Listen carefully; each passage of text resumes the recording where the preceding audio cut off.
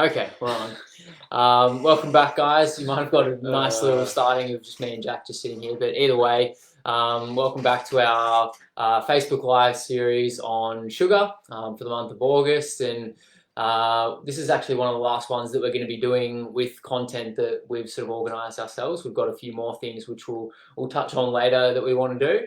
Last week we talked a lot about how sugar can impact things like weight loss and weight gain. And also on Thursday, some more practical ways in which you can cut back your sugar intake, or what to look for in how sugar sort of hides itself in a lot of the foods that we eat. But and today we're kind of going to continue that on and maybe throw up some ideas around our current food and eating environment. And what we mean by that is how everything from how food is advertised to us, to marketed to us, to our government's involvement and healthcare systems involvement, how that's all weighted towards getting us to buy and consume and eat more, and more of some not so great things for us as well. It's therefore, you could say, set up in a way that's not to improve our health, but arguably make it a little bit worse, which is not ideal. But make more money. Yeah, make a lot of money for a lot of people, but as we have found out over the last month, and what we're going to highlight again today is that it's pretty hard to avoid sugar, and there's probably some grander things that are contributing to that more than just making bad decisions. So for sure. There's lots to get into. So let's kick it off. Yeah. So probably the big difference between Thursday and today's is that today we're looking at a slightly more global scale. Yeah. So good way Thursday was obviously looking at specific food. So whether it was your confectionery, which obviously has sugar, versus something like, say, some cereals, which a lot of people might consider to be good for them, that are actually packed with sugar as well. But today much more global scale. So supermarkets, government schemes, programs, marketing, sponsorships, all of those things that basically throw sugar and lots of foods that have sugar in our face quite a lot of the time. So starting off with supermarkets, we touched on this briefly on Thursday, but supermarkets they're a business. They're set up to get us to spend money, not necessarily optimize our health. So Woolworths, Coles, they're a business. They're trying to basically take our money as opposed to optimize our health, and then they're set up accordingly. So things like soft drinks and chocolates and lollies, which are all set up at the checkouts, which a lot of people, as you're on the way to leave. That impulse buy. It's not often that you see the fruit and veg just when you're getting to the till or in the self checkout. So again, it's a from a business point of view, I dare say they make quite a bit of money out of it. But our health certainly not taking or getting all that much good out of those things. And that's for sure. The other thing, our senses are very much, they're almost attacked, basically. Like, so, when we walk into like bakeries and that kind of thing, it smells pretty good. Even Tom and I will be the first to admit that we walk into a good bakery and the smell is good. The croissants or muffins straight out of the oven are always a good one. But again, it's just a plea from a business point of view for them to get more money off us by getting us to buy more things that are not good for our health. So in terms of, we touched on this, like I said last week, but in terms of some ways to shop a little bit smarter, minimizing shopping when you're hungry or stressed, much more likely to make some poor decisions around what definitely. A lot more likely to impulse buy. So just grab something without giving it a great deal of thought. Again, the rule of thumb around avoiding the middle sections of the supermarket. So if you're staying around the outside, that tends to be where your meat, fruit, veg, fresh produce are, versus your highly refined and processed things which are in the middle of your supermarkets. Looking for real food. So I remember an acronym that got encouraged to me way back was JERF, so just eat real food. So if it's in a packet or a box or a container, probably has had some level of processing along the line somewhere. So and then the last one is just to read labels. So be skeptical of marketing and read labels. So instead of just things like health star ratings, which we're going to touch on a little bit later on, actually look at the ingredients, what's included in that food. And often there might be a big a star rating or something on the front of the box that is advertising it as healthy, but then if you read the labels in a bit more depth, it'll demonstrate that that's maybe not quite so the case. For sure. I think another thing that you can probably do as well is before you leave your house, just make a list of what you want to buy and try and stick to it. Absolutely. You know, when you're at home and the temptations to, you know, grab that box of biscuits or something isn't there, you're not going to write it down on your list of things that you need to buy. So if you've got a list and you can stick to it, then that's always a good thing. I find helps as well. Yeah, so, for sure. and something that ties in with the supermarkets is the marketing of all the foods that we eat as well. So we did touch on this a little bit last week, the health star system. So you would have seen it on a lot of foods. It's got a scale from usually 0.5 to 5 on how healthy a food is. But there are definitely some flaws, I guess you could say, in this system and how it's set up. Very much so. Yeah, to almost sort of not trick people, but mislead people, I guess, is probably a better way to put it. So there's a couple of things that are important to note that it's voluntary, so companies don't need to put this star rating system on their food. So if you know you're going to score poorly on the health star rating system, you're probably less likely to put it on your foods. It assesses nutrients and not whole foods. So for example, if something might have, you know, be high protein, lots of vitamins and minerals, but also lots of sugar, they don't need to disclose the fact that it's got sugar, and they can say, well, this one's got protein and vitamins and minerals, so therefore it's going to get a better rating than this food. So there's that misleads as well. Doesn't isolate specific ingredients. There's no consideration for how much processing or additives are in there, and it only compares between foods in their own category, I guess. So yeah, it's not always the best system. And I know a good example of, or two examples that we've got is Milo, which is essentially just sugar, basically flavoring. Yeah. But you know, it's got well, I don't even know what it's got in there really, but I don't think I've had Milo since primary school. Yeah, but yeah, I'm pretty hard to argue that it's pretty high sugar.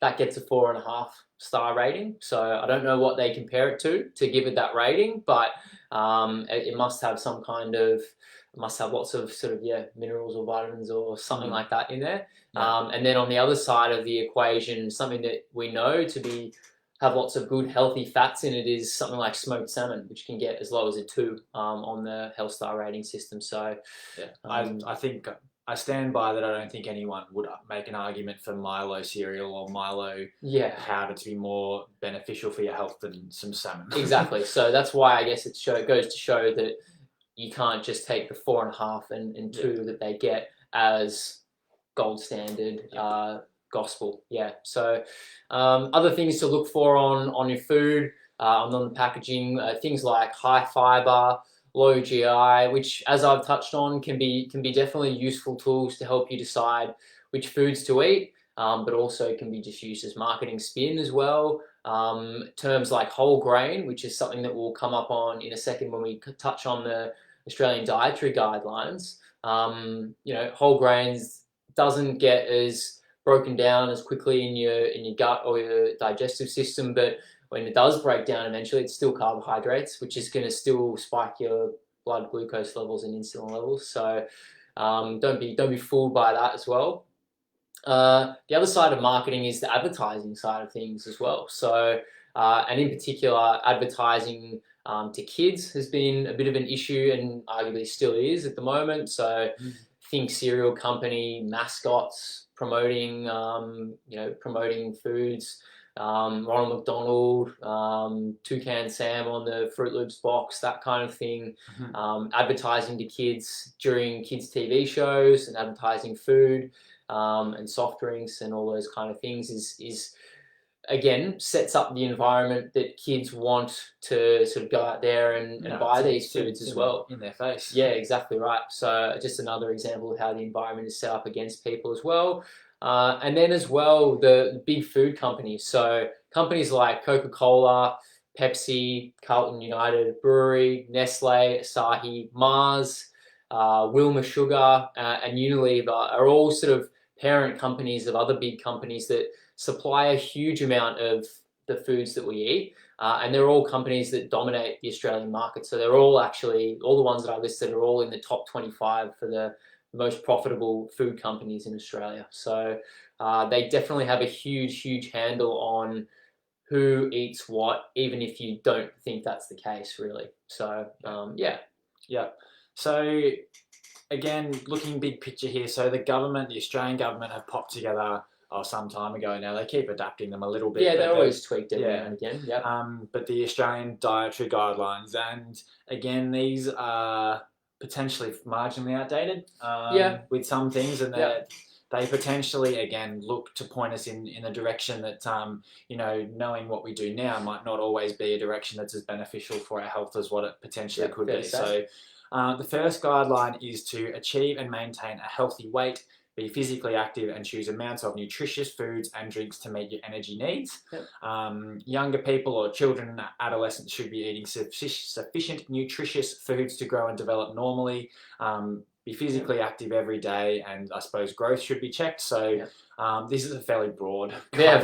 Very fair to say. And older people should be eating nutritious foods and keeping physically active to maintain muscle strength and a healthy body weight. So very broad. Yeah, but on that, you would think the first and arguably most important guideline in the Australian dietary guidelines should be very specific and important, not just essentially what it boils down to, which is exercise and eat well, which is, obviously we know are very important things, but we also know that when it comes to weight loss and things like that, just exercising and eating less doesn't work. So it does kind of lend itself to people believing that might be the case. So lots of, again, not even spin, because this is serious stuff now, but just very broad. Very broad. And the second guideline definitely dives into a little bit more onto the what to eat. So I'll list them off now. So enjoy a wide variety of nutritious foods from these 5 food groups every day. So you've probably all seen the circles that have circles, and it's been a circle, it's been a pyramid. In the US, it's a plate. There's lots of different ways that you can spin it, but essentially these are the 5 food groups that the Australian government recommends that you eat from. So plenty of vegetables, including different types and colours, and legumes and beans. Don't think there's too much with that. Happy days. Not too much issue with that, although it doesn't specify things like potatoes, which we know are high carbohydrate as well. The second guideline is just enjoy fruit, which I think is a good recommendation as well. But again, doesn't specify for people with type 2 diabetes, where that may not be so appropriate either. And it also just lends itself to people, like the guidelines literally just say eat fruit, and people can, you go back to the marketing spin, is fruit juice counted as fruit? Is this health bar that's fruit flavored and got fruit in it, does that count as well? The orange juice is the classic, where you have a glass of orange juice and it's the equivalent of having 2 oranges. Well, it doesn't. Well, we know that's not quite true anymore. The third food group is the grains or cereal foods. So mostly whole grain is the term used. Mostly whole grain and or high fiber cereal varieties such as bread, cereal, rice, pasta, noodles, polenta, couscous, oats, quinoa, and barley. So again, this is where we start to get into some issues, and it doesn't have, just in the intro sort of part, it doesn't have the specific how much energy you should be getting from this category or anything like that. But encouraging people to eat grains and cereal foods, mostly whole grain. Again, maybe not some not whole grain, high fiber, which can be a good thing as well. But the first one is breads. The first ones are bread, cereals, rice, and pasta, which we know are going to be high in carbohydrate. And if you've got metabolic dysfunction, then it's going to make things worse as well. So that's highly recommended, which, as everything we've covered sort of suggests, may not be the best option. In fact, I would go as far as saying certainly is not the best option. The next one is eat lean meats and poultry, fish, eggs, tofu, nuts, seeds, legumes, and beans. I don't think there's any issues with this, apart from the fact that it specifically says lean meats, which encourages or sort of hints towards low fat as well, which we know may not be the best option as well. Eat milk, yogurt, cheese, and all their alternatives, mostly reduced fat. In brackets, reduced fat milks are not suitable for children under the age of 2. I wonder why that might be. Fat's pretty important for growth. and pretty important for everyone. So again, this sort of encourages low fat, which we know now is just sort of nutritional dogma and not necessarily based in science anymore. And the last one is just drink plenty of water. So there's a bit of a they're the foods that we should be eating according to the guidelines. Mm-hmm. Yeah. And then again, like there's a lot of stuff in there that is good. Oh, absolutely. Absolutely. It leaves the door open for people to choose whatever they want. It's open to interpretation. Yeah, for sure. Yeah. So the third guideline is, I suppose, now more to do with what we're limiting and trying not to eat. So instead of what Tom just referred to, which was foods to prioritise, now we're talking about foods that I suppose we're very much trying to avoid. So limiting the intake of foods containing saturated fats, added salt, added sugars, and alcohol. So limiting foods high in saturated fats such as biscuits, cakes, pastries, processed meats, commercialised burgers, so your cheeseburger, pizza, fried foods, crisps, and other savoury snacks. So these are all very processed and high carb. So certainly, this is one that we encourage everyone to certainly very much take on board. These are foods that on the whole we certainly want to avoid. But I will just point out there as well, it said foods high in saturated fat. So while we know that everything that Jack just listed isn't good for us, the guidelines say that they're high in saturated fat, but they're also high in sugar and processed. So that is really what I think we should be focusing on, not so much the saturated fats in those foods. No, of course. So this is probably one where we can dig in a little bit more. So replacing high-fat foods which contain predominantly saturated fats, such as butter, cream, margarine, coconut and palm oils, with foods that contain predominantly polyunsaturated fats and monounsaturated fats, such as oil spreads, nut butters, pastes, avocados. Low-fat diets are not suitable for children under the age of 2. So that's back again to the concept that Tom reeled off before. Must be important for growing bodies in kids then. Yeah. So, still referring to, I suppose, very much that saturated fat is bad, and that our seed and oils are good when, again, it's just not that black and white, is it? More recent research, I suppose, reveals that that's not quite the case. Limiting the intake of foods and drinks containing added salt. So reading labels to choose lower sodium options. Not adding salt while you're at the table. So whether if you've got a roast dinner, not piling the salt on at the end. Limiting the intake of foods and drinks containing added sugars such as confectionery, sugar sweetened soft drinks, cordials, fruit drinks, vitamin waters, sports drinks, energy drinks. This is the only one in the whole first 5 guidelines. Oh no, that's not true. In this little section that I think is completely accurate. You definitely want to limit your intake of processed foods and sugars. And of course alcohol as well. So if you do choose to drink alcohol, limiting your intake. And then for, I suppose, women who are pregnant or planning to be pregnant or are breastfeeding, obviously the safest thing to do is to avoid alcohol, of course, altogether. And the last 2 guidelines are a bit shorter. So Guideline 4 just encourage, support and promote breastfeeding, and Guideline 5 is care for your food and prepare and store it safely. And that makes complete sense, but it's only necessary if your food is unprocessed and fresh. You don't need to worry about where you're storing a box of cookies or bag of rice or something like that. Whereas if you've got fresh produce, fruit and vegetables, fresh meat and things like that, then it's in your interest to store and prepare it properly as well. So I guess what we're trying to get down to with all that is definitely not saying that you should ignore all the guidelines or anything like that, but it's contradictory to a lot of the scientific evidence that we've been providing over the last couple of weeks.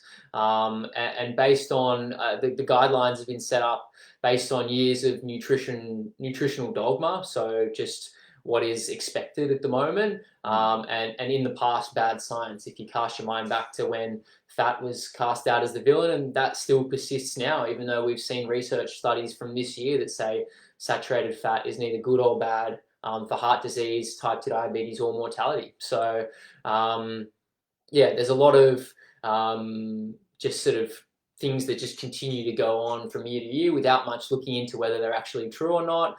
And it would take a lot for a government or anyone that's putting out the guidelines to say, you know what, we were completely wrong about all this stuff. We're going to change them completely. But, and I don't think that will ever happen, but it's starting to just shift a little bit towards acknowledging that low carbohydrate diets might be good for those with diabetes, for example, and eating less processed foods as a whole is good, and more fats might actually be a good thing as well. So someone that's been a pretty big advocate for change in Australia, and someone that we should all probably be aware of, but aren't, is the Australian of the Year for this year, Dr. James, I think his name's Dr. James Murky, or Murky.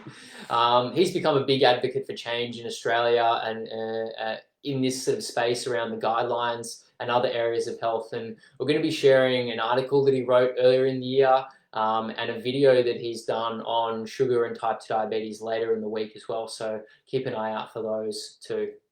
Mm-hmm. So I suppose, we've obviously all gone over the guidelines in depth. I mean, by no means saying that they're completely incorrect. No, not at all. They're very much open to interpretation. Yep. And, for a large portion of the population, they're, I suppose, not going to have the knowledge around what the most updated literature is, and as such, if they interpret those guidelines a certain way, that's what you go to. You go exactly. to the guidelines, which is fair enough. Yeah, and again, there's just, I suppose, some more recent and relevant literature which has come out to suggest that potentially all of those guidelines taken in the very black and white form potentially aren't quite as good as they could potentially be. So again, how do these impact our lives? So individually, they're not going to have a huge influence on us. Yeah, unless you were to stick to them by the letter of the law, which a lot of people don't. Yeah. But the most significant factor that determines blood glucose levels is how much dietary carbohydrate that we have. So,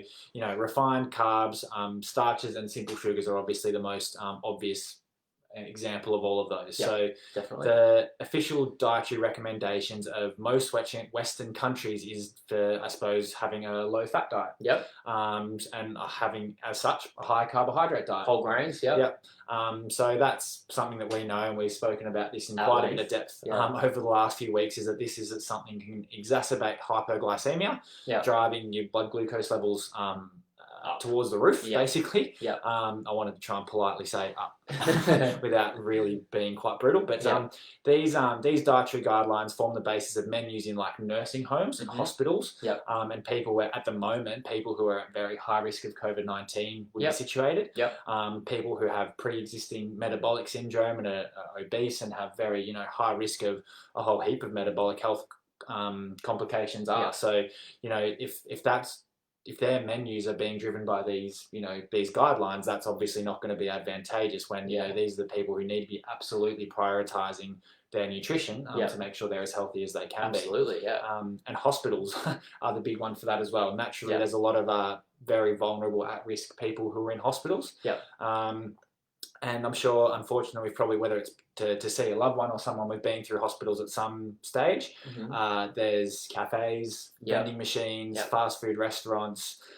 There's a lot of very sort of cheap, quick meals that are, I suppose, very high refined sugar, carbohydrate.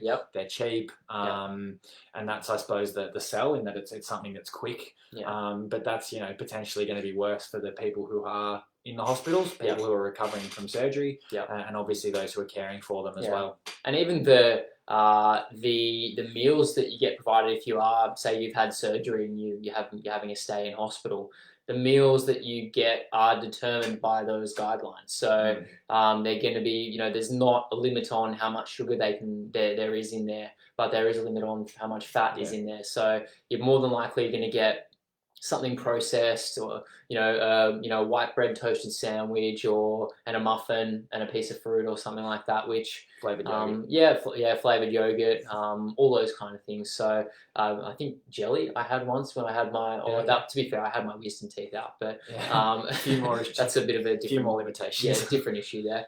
But there's other sort of sectors that are affected by these guidelines as well. So hospitals, nursing homes, what they're going to be able to, or at least public sector nursing homes, what they have on their menu is going to be determined by these guidelines. And not so much here in Australia, but definitely over in the US, where their school lunch programs come into effect in cafeterias and things like that. They're impacted by the guidelines as well, and there's no limit on how much sugar, for example, those foods can contain. So not as much of an issue in Australia, where most people take their own lunch to school, but elsewhere around the world, big issue. So. Yeah. The next thing we wanted to touch on, and it's just continuing on with the marketing sort of side of things, is sponsorships and big food companies as well. And I mentioned quite a few of them earlier that are top 25 sellers in Australia: Coke, Pepsi, Unilever, Mars, those kind of ones. And we see ads for these companies everywhere, but there's also they have sort of offshoots of different companies that they own, and companies like McDonald's, fast food companies, Coca-Cola, even like Gatorade. We find nowadays that they've got such pull over, because they're such big companies, they've got such a big pull over who sponsors and who sees what. So think things like school programs, school run programs, even things at school, junior sport and exercise programs. I know a good one that Jack brought up was Milo Cricket, which is or Auskick, which used to be sponsored by McDonald's. So these are programs, physical activity programs, which are undoubtedly great things for kids, but they're sponsored by Milo and McDonald's, which are undoubtedly not the healthiest option for kids. So, it's sort of, again, an environment that predisposes kids to worse options when it comes to their diet, and for parents as well, same thing. We mentioned earlier about too much advertising foods to kids. This does appear to be, there's a lot of lobbying to change this, and legislating away from it. So for example, the times when foods can be advertised on television, although there's currently no concrete rules around when you can advertise foods, what foods you can advertise, because it's so hard to, I think, pin down, when a kid's watching, and, or just because the kids might be watching at that time, why does it mean we shouldn't be able to advertise to anyone else like you or I that are watching? So that makes it hard. Lots and lots of grey areas around advertising on TV to kids. But also these days, arguably more concerning is there's so much access to advertising on the internet. Kids and teens accessing YouTube, Instagram, Facebook, like everything's got sponsorship and advertising on it, and it's becoming very, very hard to monitor it all, and creating an environment that's promoting the consumption of these foods as well, which is getting harder and harder to sort of get a bit of a handle on, I guess. Yeah, for sure. So today's Facebook Live, I suppose, took a slightly different path to, I suppose, the more physiology based that a lot of the ones over the last 3 weeks have undertaken. But hopefully we've outlined how the current environment is set up to almost against our health. So they're very much the business side of it. So whether it's our supermarkets trying to, make money versus, government schemes and sponsorships and marketing that's in place, which basically puts sugar and not necessarily the most optimal dietary choices in our faces, as opposed to, prioritizing the most optimal, I suppose, nutritional choices. So, it takes a lot of time and effort, money, education to make, the most healthy choices you can now, which is, the opposite of what it should be. It's just so much easier to... You do really have to go out of your way to eat and be healthier now. Absolutely. Absolutely. And, requires effort. Yeah. And, that's just not the way it should be. It should be as far as our health is concerned, especially with everything happening at the moment, it would, the easier option should be the healthier option, not the, ducking up the road to your fast food outlet, which sponsors, everything under the sun, which, as such we see on TV all the time, and they advertise it as healthy, based on a health star rating, and and as such we're, making decisions that are poor for our health. So, hopefully that just, painted the picture for you a little bit, that the marketing isn't all what it's meant to be. And it's not... doesn't always necessarily, I think these are things that, you don't really realize, but they're out of your control as well. And you think that it doesn't really impact me. I can get around the marketing. I know it's all spin, but then, you fall for it eventually for a lot of people. And there's just a lot to be aware of, and start sort of thinking about it and asking questions about it more is important. Absolutely. So the last Facebook Live on this series of sugar is going to be on Wednesday at 3 o'clock. Dylan is going to be joining us as well, which is going to be good. We've locked him in. Yeah, we've locked him in. And so we're doing an Ask Me Anything on all things sugar. And if we get time, other things regarding your health too. So post questions here. Send Tom, Dylan an email. Get in touch with us. There's a few topics we've already got down that we're going to cover, which have sort of, I suppose, been brought to our attention over this. So thanks for anyone that's given us some questions so far. And so we're certainly looking forward to give you more intel on those topics as well. So also keep an eye out on more resources which are going to be getting posted this week. We're going to post them separately to this video so that we don't lose it. And but that's going to be around sugar, metabolic health, and even the coronavirus as well, to make sure that everyone's got, I suppose, all the information and they need to make sure that, in this particularly unusual time, they're, staying as healthy as they can. Definitely. So thanks for watching, everyone, for today. I hope you got a little bit of something out of it, and we'll see you on Wednesday. Sounds good. See you then. Bye.